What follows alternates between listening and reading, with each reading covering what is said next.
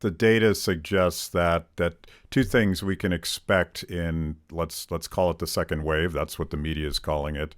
The second wave could well particularly impact countries and communities that weren't hit that hard the first time. Is that true?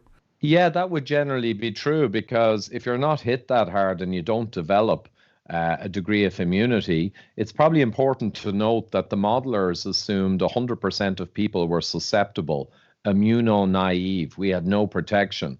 That's been proven to be completely false.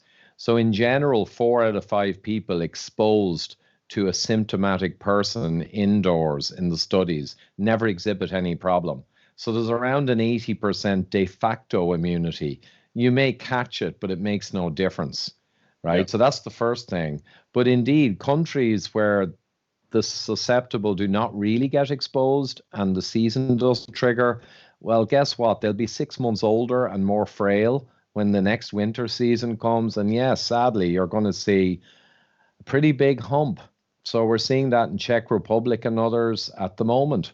But again, in terms of lockdown, and this is really a stunning thing, you're absolutely right, Matt, that the lockdown causes vastly more human suffering and death than it saves lives from COVID. That's without question now. And you can go to collateralglobal.org, have around 80 published papers on what lockdown does to people, physical, mental, social health. And then there's the economic determinants of health, another massive thing. So we know that lockdown is a disaster in cost benefit.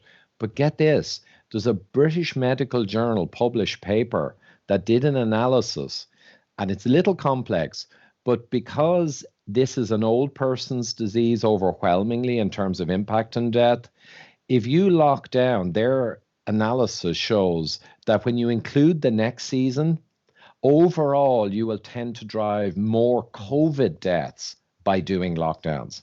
Never mind all the rest. You'll actually cause more COVID deaths if you successfully suppress, because you will not get as much community immunity in the relatively safe guys who have high mobility. And as a result, granny and grandpa are at much greater risk next winter. So all these people saying, what about grandma? And you want to kill granny? They don't realize the enormous irony. They're the ones with blood on their hands, hugely.